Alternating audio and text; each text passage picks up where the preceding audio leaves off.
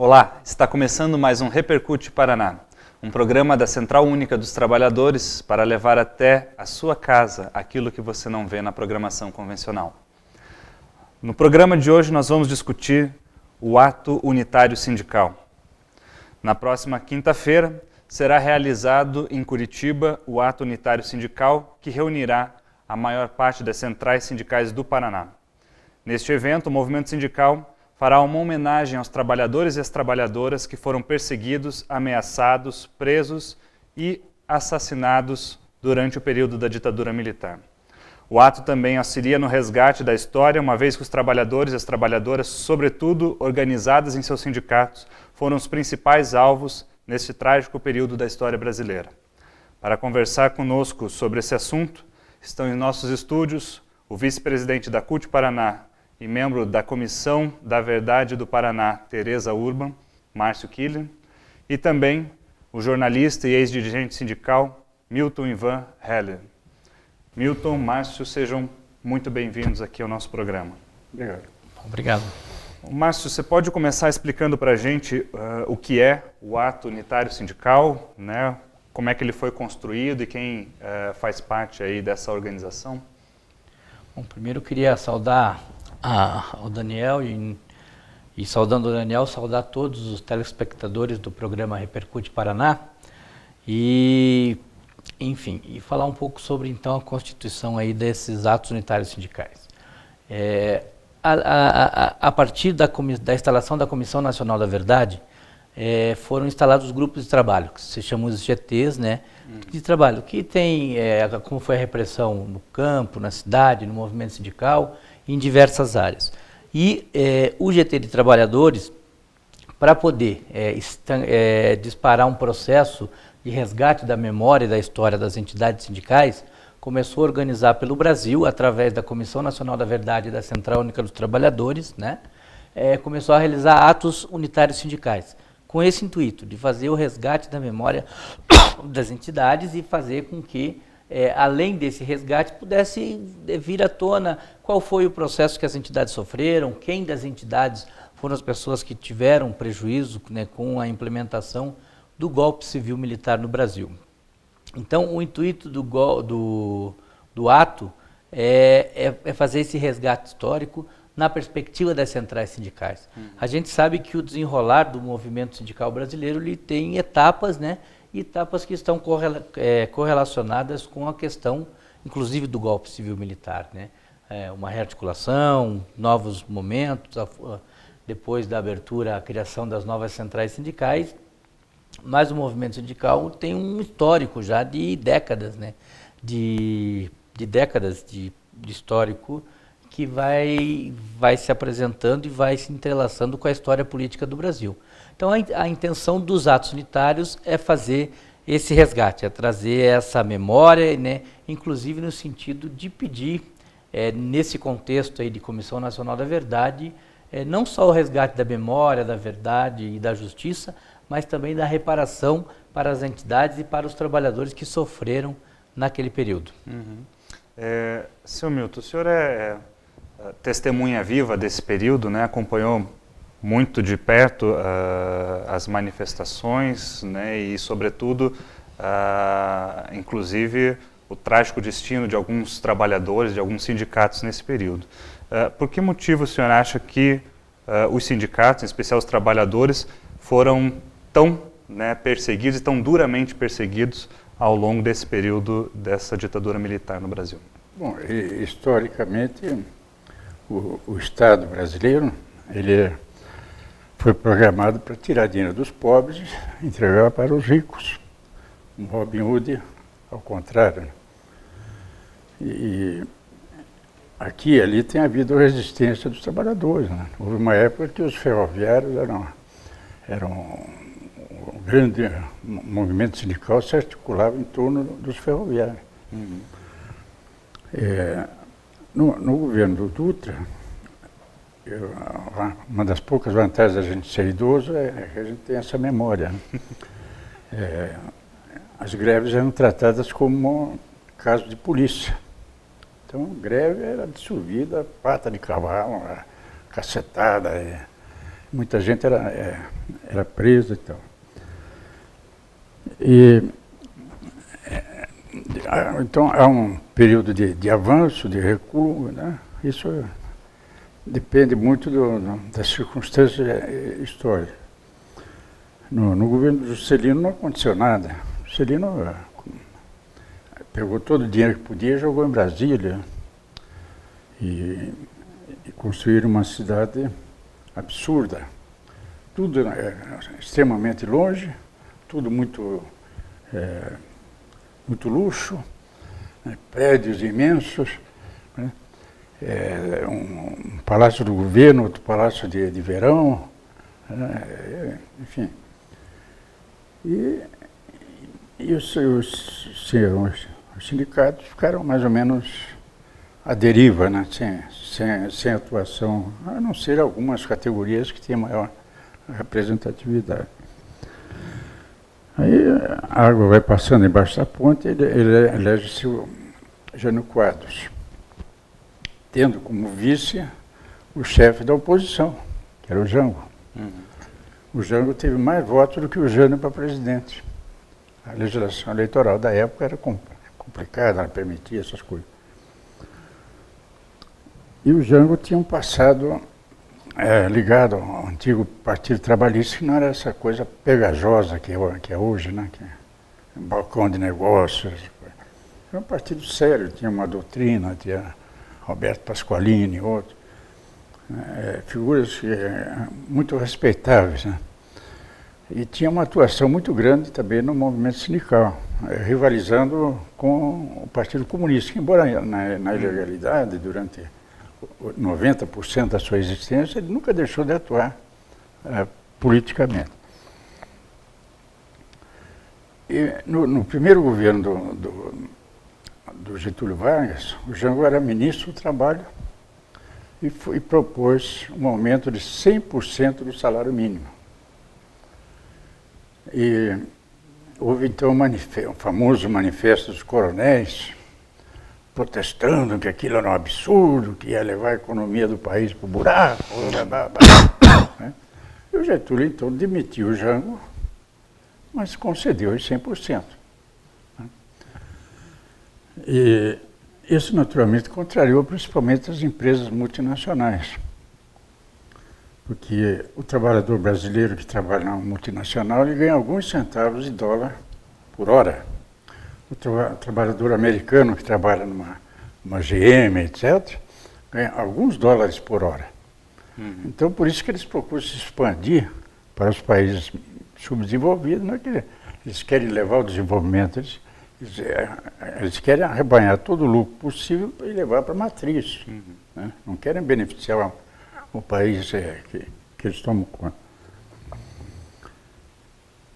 E com a renúncia do Jânio, os militares prontamente se mobilizaram para impedir a posse do Jânio.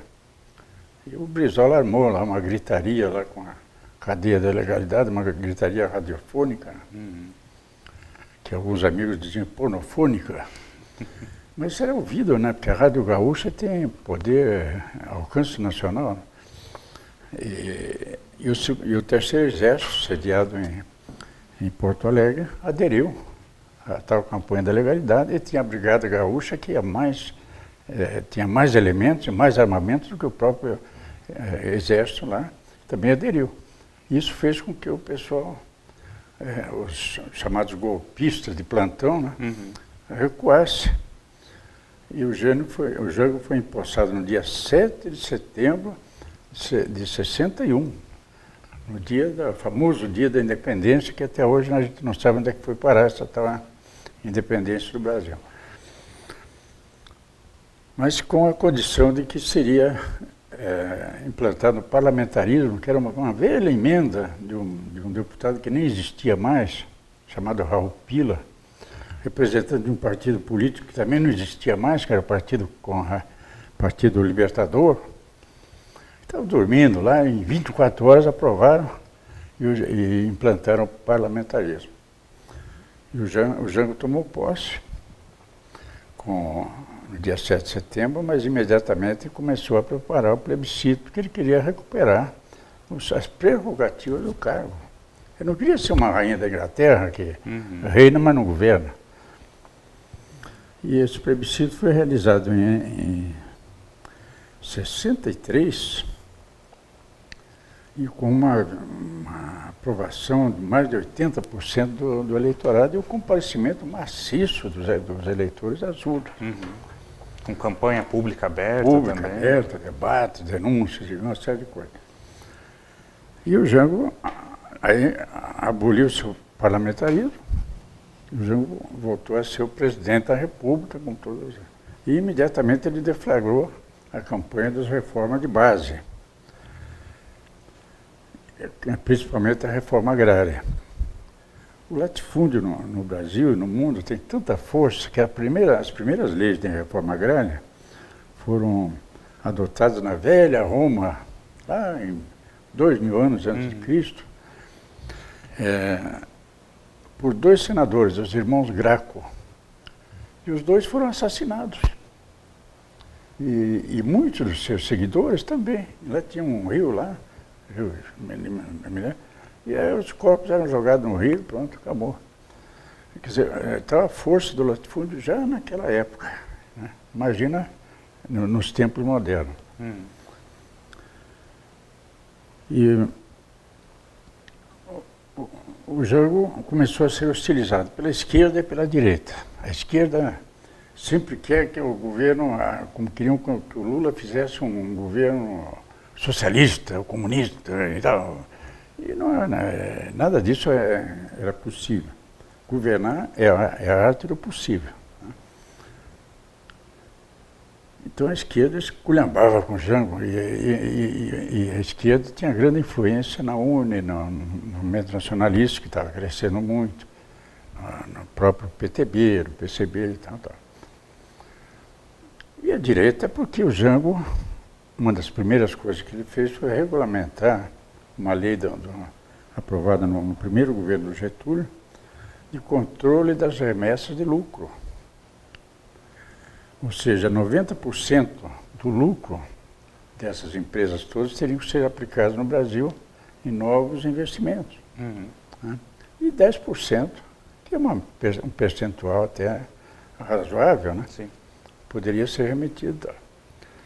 Evidentemente que isso não poderia prosperar, um governo desse não poderia permanecer. Né?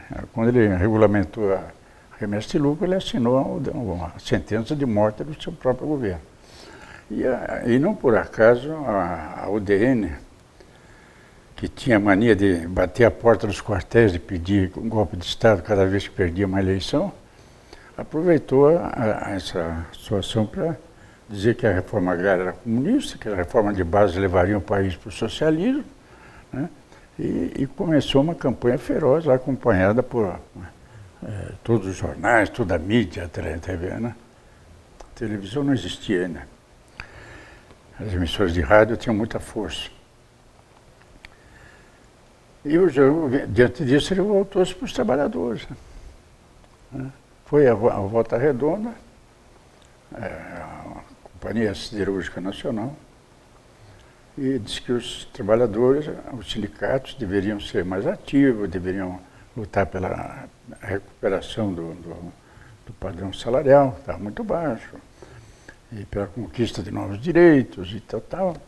E teve uma expressão interessante, que são os trabalhadores que constroem o progresso das nações. Eles não podem ser marginalizados, né? Subordinados a salário de fome, essa coisa toda. E isso fez com que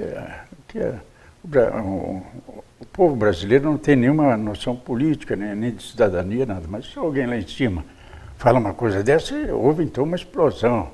Movimento sindical, greve aqui, greve ali e tal, greve de solidariedade. Apareceu o CGT, que é o Comando Geral dos Trabalhadores, tentando unificar isso em nível nacional e tal. E isso alarmou a alta burguesia, as multinacionais, todos os políticos aventureiros, os militares que né, sempre tutelaram o Brasil, desde Floriano Peixoto.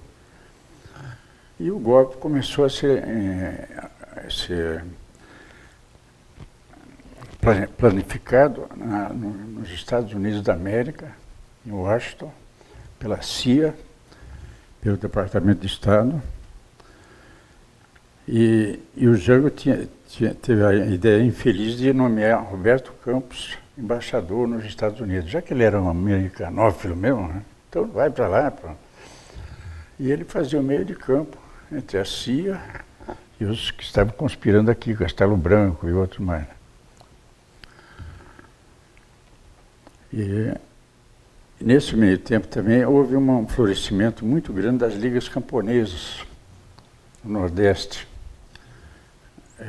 Porque o Arraes era um sujeito progressista, que era governador de Pernambuco, apoiou as ligas camponesas, colocou lá um advogado, Francisco Julião, que era... Eu tive a satisfação de entrevistá-lo aqui. Ele fazia uma mistura entre a Bíblia, o cristianismo, o Capital de Marx, e o socialismo. Mas, apesar disso, ele tinha um carisma. Aquelas ligas camponesas estavam se multiplicando, não? Começou em Pernambuco, já estava se multiplicando pelo Nordeste inteiro, e ele ia incendiar esse país. Porque a palavra de ordem era reforma agrária, na lei ou na marra. Né? Aí aconteceram duas coisas, desculpe se eu estou me estendendo, duas coisas ao mesmo tempo que foi terrível. Naquele momento de ascensão do movimento sindical, onde havia assembleia todos os dias, em todas as categorias, desde oficiais de náutica, aeroviários, e tecelões, de metalúrgico, e pessoal da Light e tal, o Partido Comunista, na sua alta sabedoria, lançou um manifesto para a criação de um movimento sindical paralelo. Porque, alegando que aquele movimento sindical, atrelado ao Ministério do Trabalho, ao governo, jamais levaria a classe trabalhadora ao socialismo, coisa que vai. Uma estupidez. Os próprios dirigentes comunistas que tinham no sindicato não aderiram. Né? Mas aquilo contribuiu para enfraquecer o movimento, ficou aquele debate interno e tal, e o pessoal, aquele afluxo do movimento sindical foi caindo. Né? E em relação às ligas camponesas, o Partidão dizia que o Francisco Julião era um aventureiro, um eleitoreiro, que aquilo não era nada, não sei o quê. Quando era a única coisa concreta que existia nesse país de resistência mesmo, eram as ligas camponesas. Né? E as ligas camponesas, logo depois do golpe, sofreram intervenções, prisões e praticamente desapareceram porque a repressão foi de uma violência inusitada, né? Uma coisa... E os sindicatos que eram apelegados continuaram apelegados, né? Mas os que eram mais combativos passaram a sofrer intervenções. No caso do nosso sindicatinho aqui do jornalista, o sindicato dos bancários, professores e outros começaram a ser patrulhados. Né? Houve, no caso dos bancários, vários deles foram indiciados em inquérito policial militar. Do jornalista também, né? E muitos jornalistas perderam o emprego porque a conjuntura não permitia que determinados elementos continuassem trabalhando. Ou seja, qualquer um que oferecesse algum tipo de resistência ao novo regime era perseguido. A gente vai fazer agora também um breve intervalo e aí vamos retomar contando um pouquinho mais, né, com os dados aí já levantados pela Comissão da Verdade, como é que se desenrolou, né, essa história ao longo desse período. Repercute vai para um breve intervalo, nós voltamos já já.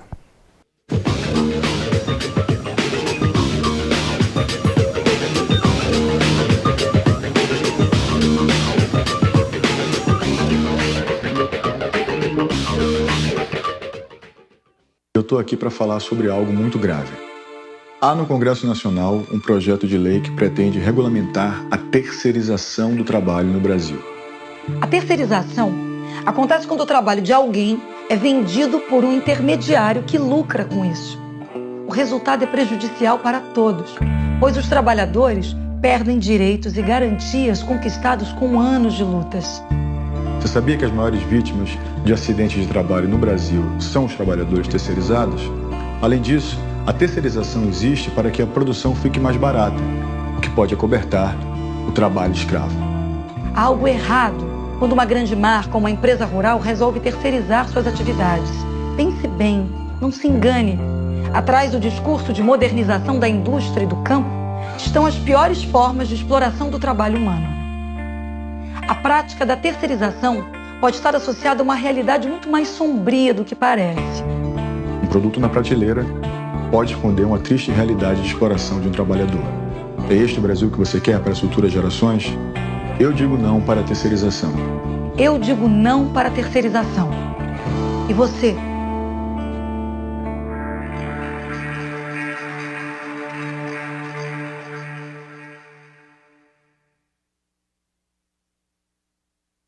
Acredite em mim, Cristina.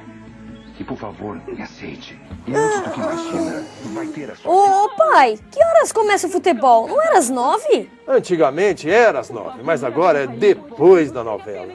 Novela? Por quê? Porque a emissora da novela vai transmitir a partida e ela determina que o jogo comece depois da novela. Que absurdo, pai. Estou ficando com sono. Por que essa emissora determina uma coisa que não é da conta dela? A emissora que corte a novela. Pois é, filho, uma televisão não deveria determinar o horário do jogo. Mas determina, né, pai?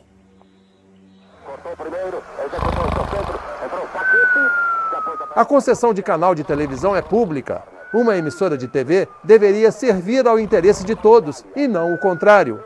Por isso quero falar também.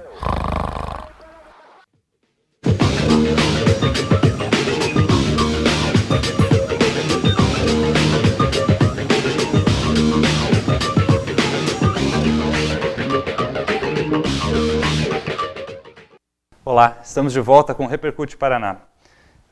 Márcio, no bloco passado a gente fez aí todo esse resgate, né, histórico para entender melhor como se deu esse processo, né, inclusive até chegar a essa conjuntura propícia, né, que gerou o golpe civil-militar no Brasil. E esse golpe agora, no final de março, está completando 50 anos. Né, há uma mobilização dos trabalhadores, como você mesmo colocou, no sentido da descomemoração, né, agora com a realização do ato unitário sindical. Mas eu queria perguntar mais especificamente para você, como membro da Comissão da Verdade, os trabalhos feitos até agora, vocês já tiveram alguma apuração estatística, né, algum levantamento para apontar quantas pessoas, né, ou estimar pelo menos quantas pessoas foram perseguidas, né, desapareceram, quantos assassinatos houveram nesse período? Então, a gente, nesse processo, a gente já estabeleceu um cronograma de trabalho desde da constituição da Comissão Estadual da Verdade, e a gente procurou construir um trabalho nessa linha, de fazer esse resgate do ponto de vista histórico, da memória dos trabalhadores, e também fazer esse levantamento de quem foram os prejudicados, quem foram os que sofreram com as atrocidades cometidas pelo golpe civil-militar. A gente tem hoje um leque de ações que estão trabalhando em torno da instituição da Comissão Nacional da Verdade e das Comissões Estaduais da Verdade, que apontam para diversas iniciativas. Temos, por exemplo, a iniciativa do grupo Tortura Nunca Mais, através do DH Paz, que está, inclusive já é de domínio público, está na internet, diversos depoimentos, que chamam depoimentos para a história, e que já se levantou, se eu não me engano, mais de 100 entrevistas, inclusive com o seu Milton Ivan, fazendo parte desses depoimentos para a história, onde tem um arcabouço, levantando nomes, colocando fatos, trazendo entidades e pessoas que sofreram, né, com a instalação do golpe civil-militar no Brasil. O que nós temos, de fato, é isso, essas parcerias instituídas que estão levantando, como eu disse no primeiro bloco, na questão dos grupos de trabalho. Então nós temos hoje as nossas frentes de trabalho, eu sou responsável pelo grupo de trabalho pelo GT dos Trabalhadores, onde busca levantar a memória das intervenções que os sindicatos sofreram, que as entidades sindicais, né, as federações, confederações, enfim, o movimento sindical como um todo passou. Isso a gente tem conseguido já trabalhar do ponto de vista do que já havia sistematizado através da academia. Tem muitos trabalhos acadêmicos que refazem um pouco esse apontamento, né? Eu mesmo acabei de, cerca de 2 anos atrás, finalizar um projeto, que era o projeto de reconstrução da memória do Sindicato dos Bancários de Curitiba, e essa memória nos remete a 80 anos de história que passa por esse período determinado dentro do recorte da Comissão Nacional da Verdade.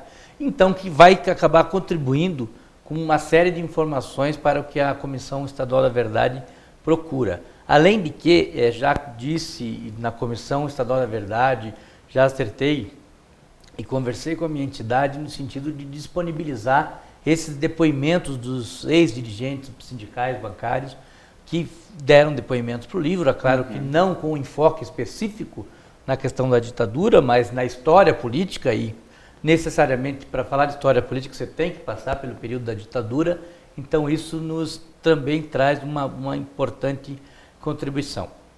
E aí eu acho que a gente tem aqui ao meu lado o seu Milton, e que nós temos que explorar do ponto de vista da história, porque ele traz a contribuição importante para esse recorte que a Comissão Nacional da Verdade fez.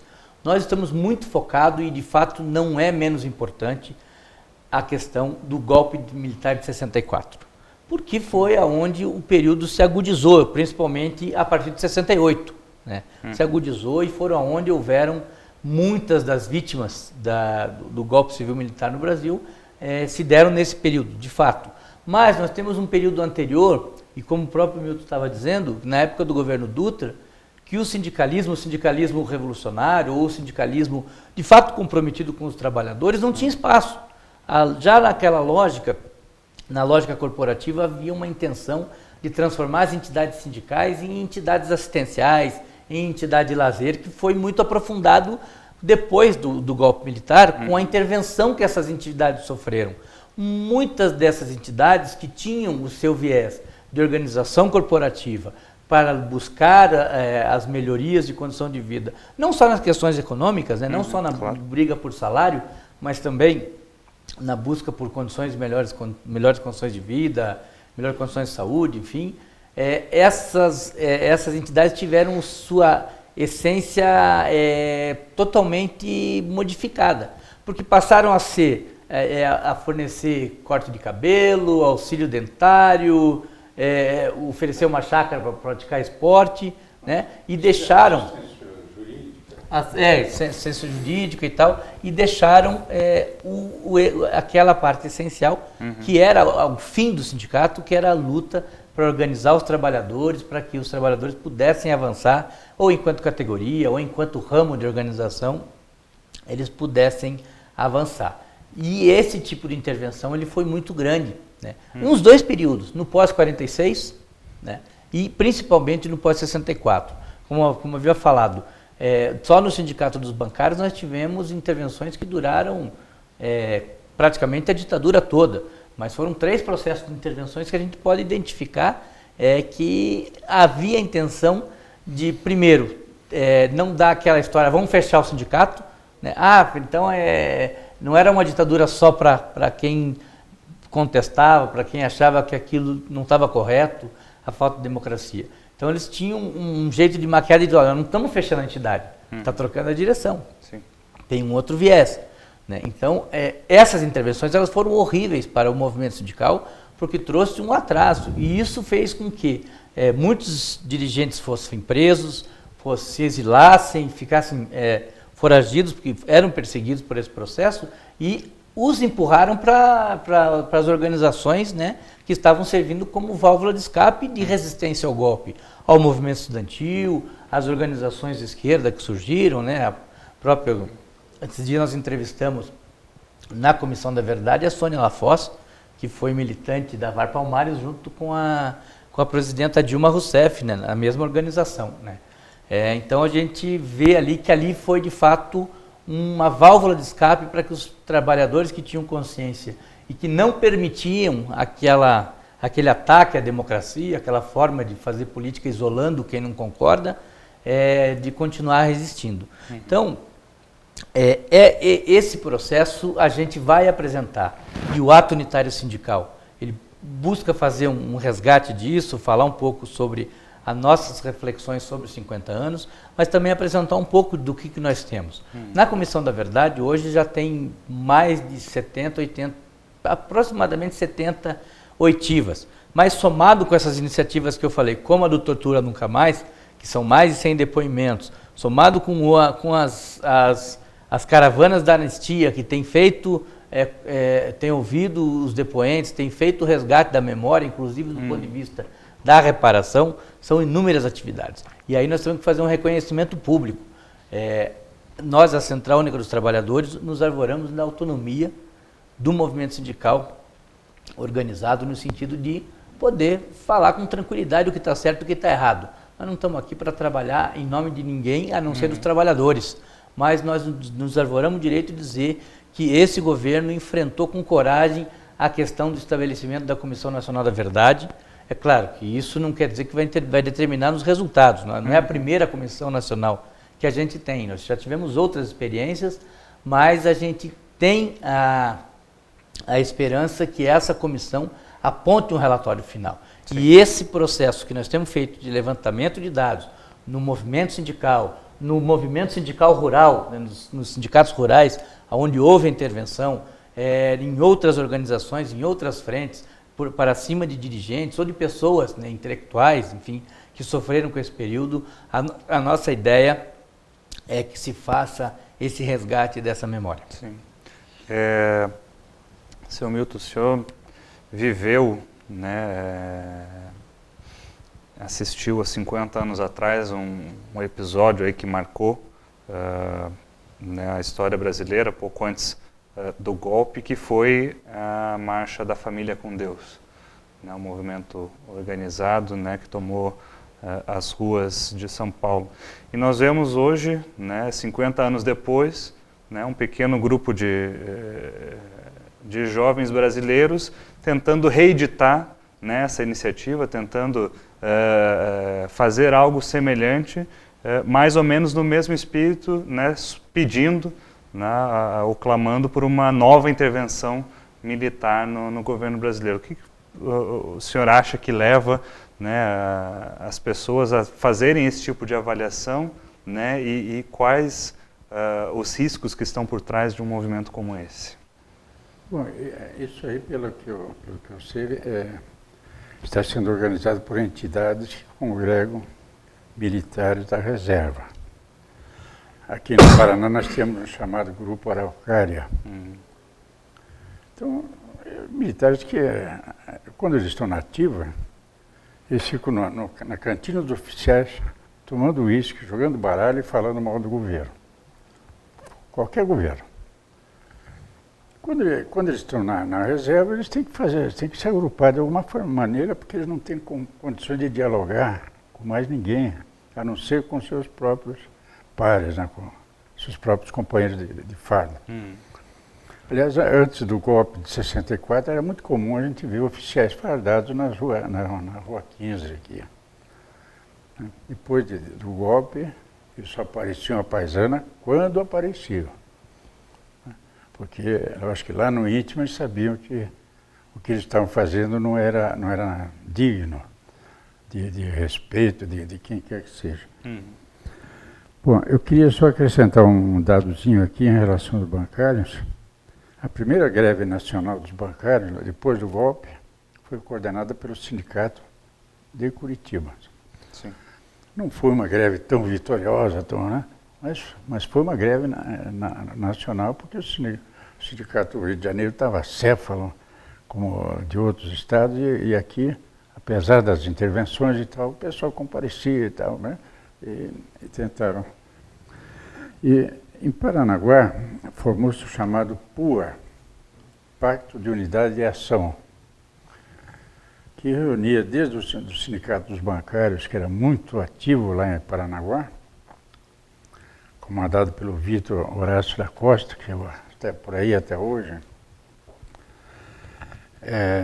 Até o pessoal do porto lá, os portuários, os sacadores, aquelas categorias todas que tem. E esse pessoal foi muito penalizado. Todos eles sofreram intervenção, muitos deles foram presos, muitos foram torturados. Naquele meu primeiro livro que eu fiz em 69, não, 89,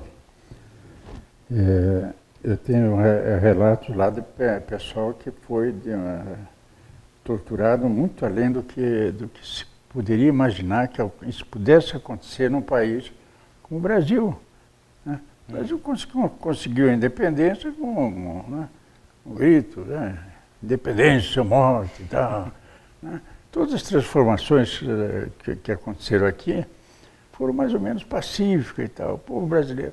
Mas não foram, na verdade, não foram transformações, porque o latifúndio foi sempre preservado. O latifúndio é formado por grandes fazendeiros de índole escravocrata. Né? Até hoje no Brasil existe trabalho escravo. Né? E quando não é escravo é trabalho tão miseravelmente pago, e eles têm que comprar no barracão da empresa, que vende artigos de consumo obrigatório a um preço altíssimo. Então, se ele trabalha, no fim do mês ele descobre que está devendo. E no outro mês ele está devendo mais e mais e mais. Então é um tipo de trabalho escravo também, apesar de haver um salário. Então. Bom, depois do golpe houve toda espécie de repressão política. Foi armado de cima para baixo. Serviço Nacional de Informações, Serviço de Inteligência das Forças Armadas. Havia nos estados os DOPS famosos, né? No Paraná foi criado por Manuel Ribas. Que, aliás, pelo que eu sei do governo Manuel Ribas, foi o único pecado que ele cometeu foi a criação do DOPS, que foi um governo bem progressista na época.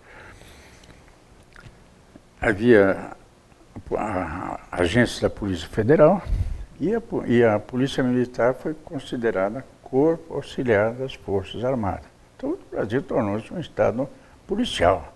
Né? Além do que havia uma safra de colaboradores espontâneos, chamados dedo duro, né? Que no movimento estudantil, e outros deduravam seus colegas, fulano e tal. Então, tem até um caso interessante, em Londrina existiam sindicatos bancários. Os bancários sempre foram muito agitados, né? Porque eles lidam com o dinheiro, mas aquele dinheiro não fica com eles, vai para lá, né? E o presidente chamava-se Francisco Leite Chaves.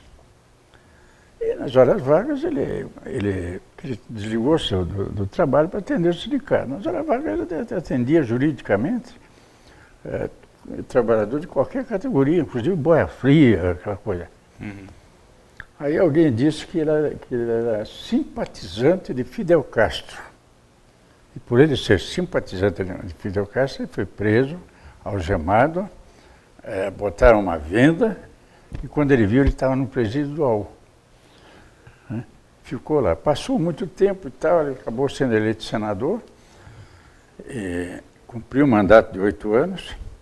No primeiro discurso já queriam caçar o mandato dele, porque ele já criticou os militares e tal, foi feio. Mas no segundo mandato ele ficou como suplente do Álvaro Dias.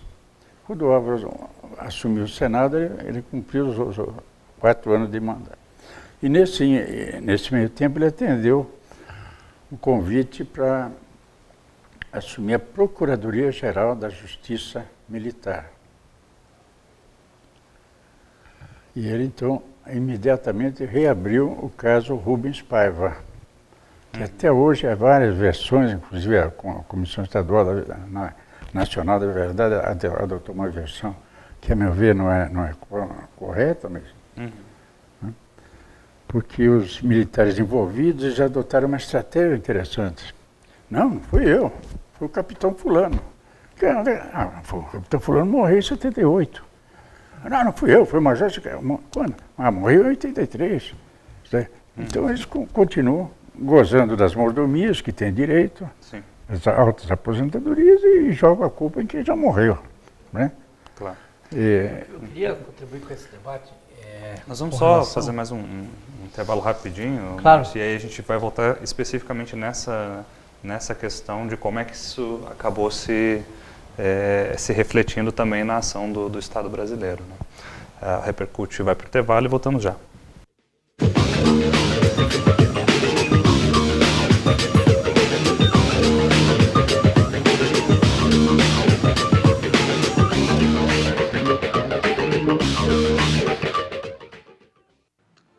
Olá, eu sou Osmar Prado e estou aqui para falar sobre algo muito grave.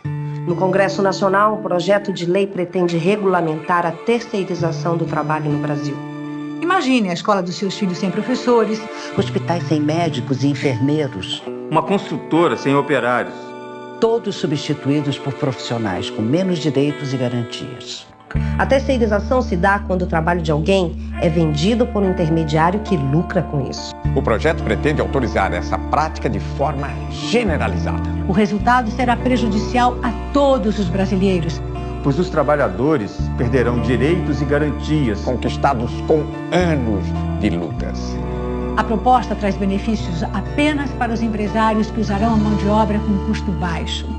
Basta lembrar que os maiores índices de acidentes de trabalho que hoje ocorrem no Brasil atingem os trabalhadores terceirizados. Caso ocorra a aprovação desse projeto, teremos redução dos atuais salários e empresas sem empregados. Pois todos serão terceirizados. A terceirização existe para que a produção fique mais barata. O que pode acobertar o trabalho escravo no Brasil. Não podemos permitir que poucos ganhem com o trabalho de milhões.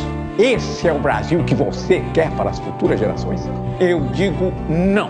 Eu digo não. Eu digo não. Não para a terceirização do trabalho. E você?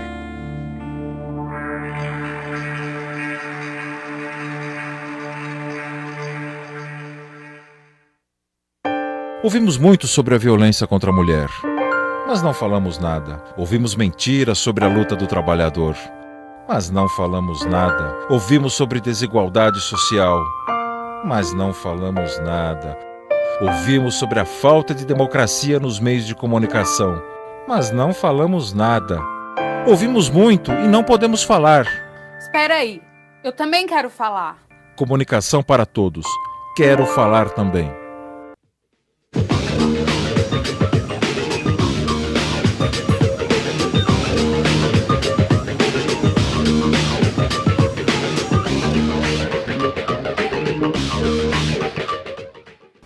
Olá, estamos de volta para o último bloco do Repercute Paraná.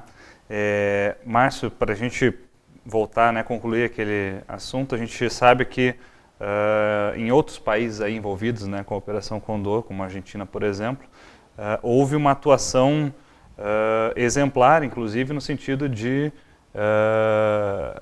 ter alguma consequência, né, para os golpistas, para os torturadores, para as pessoas que agiram, né, durante as ditaduras militares aí na América Latina.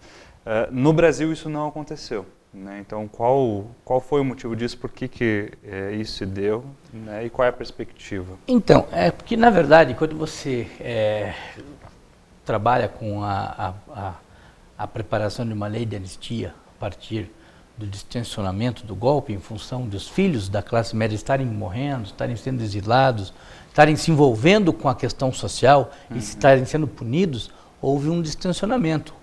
Deixou de se ter um apoio irrestrito ao golpe. E isso fez com que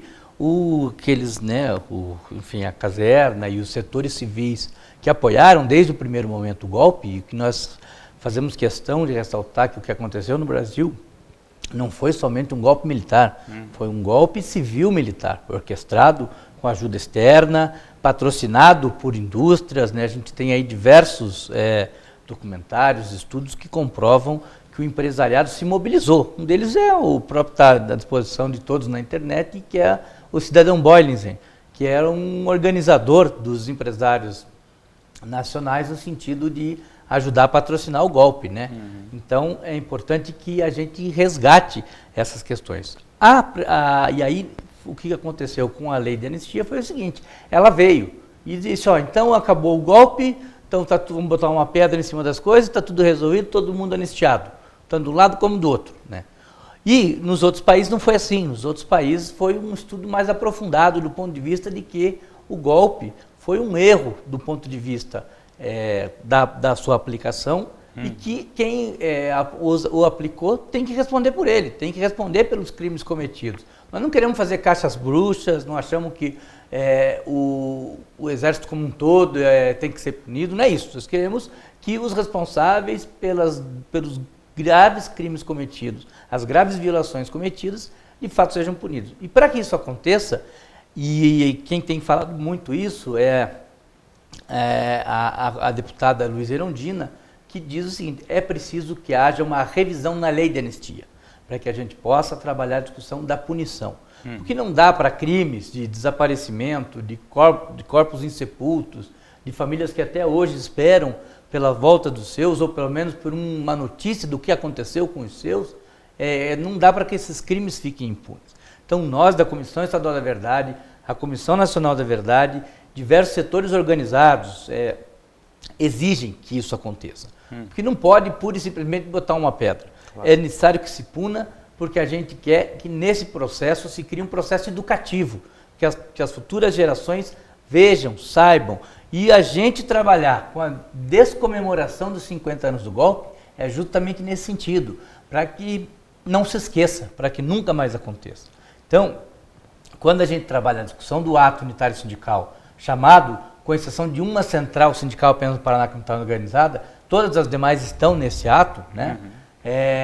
Esse ato ele tem um pouco de trazer essa reflexão, para que a gente traga para a sociedade. E o ato em si, ele faz parte de um calendário maior dessa descomemoração do golpe, puxado pelo Fórum de Verdade, Memória e Justiça, do Fórum Paranaense, que vai ter um leque de atividades muito grande. Até depois a gente vai estar disponibilizando e tal, isso, mas que vão a partir de 15 de março até abril com diversas atividades. Audiência pública da Comissão Estadual da Verdade em Cascavel, que vai também estar apurando lá aqueles crimes, os crimes cometidos pela ditadura na região ali de Itaipu, as apropriações de terra, a não reparação, né, a desapropriação sem condicionantes, enfim. Então, faz parte de um leque. A própria OAB, que é parceira nessa atividade do ato unitário sindical, vai ter diversos atos, né? Vai ter a entrega do prêmio Teresa Urban também.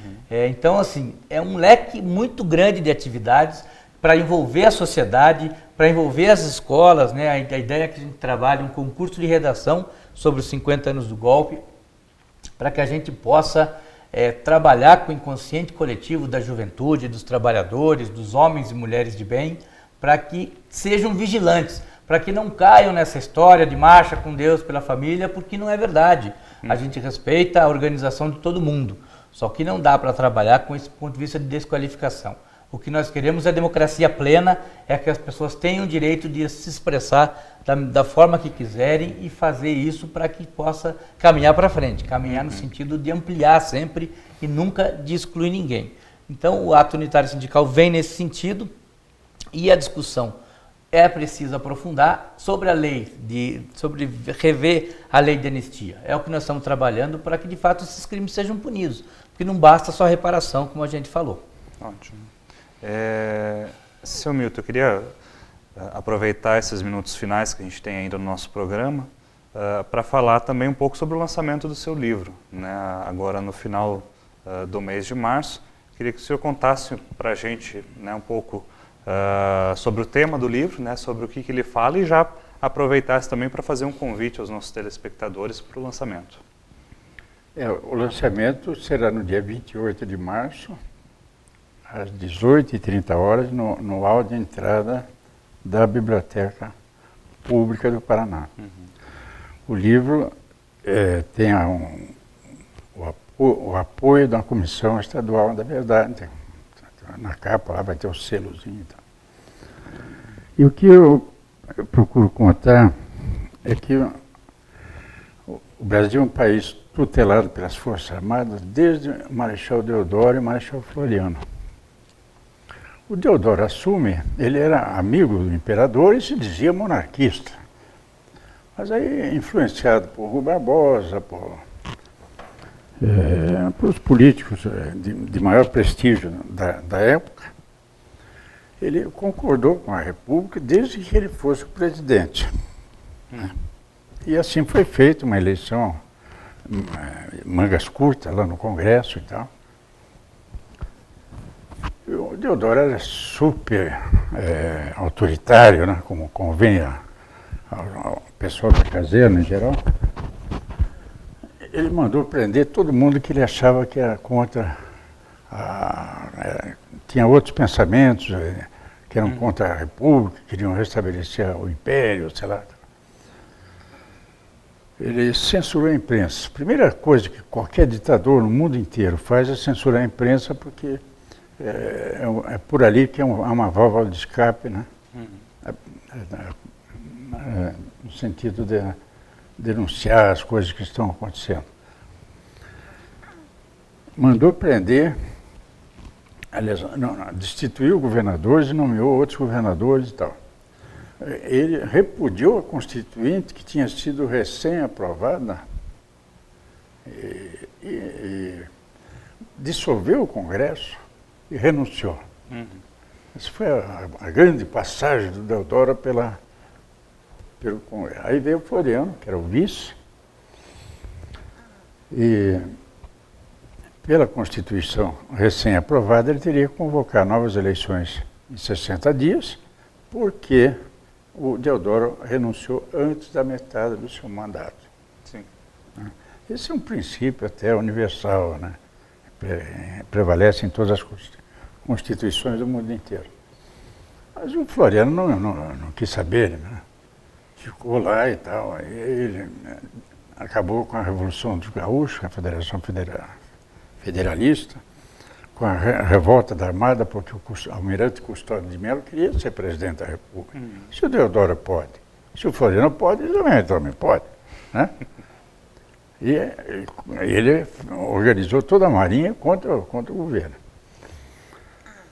Tentaram fazer uma aliança com os gaúchos, mas os gaúchos já estavam derrotados aqui.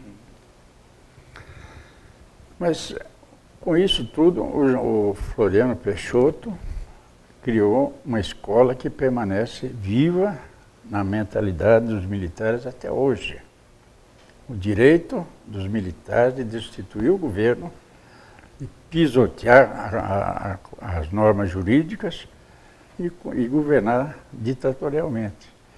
Em toda a época da ditadura só existia uma verdade, a verdade oficial.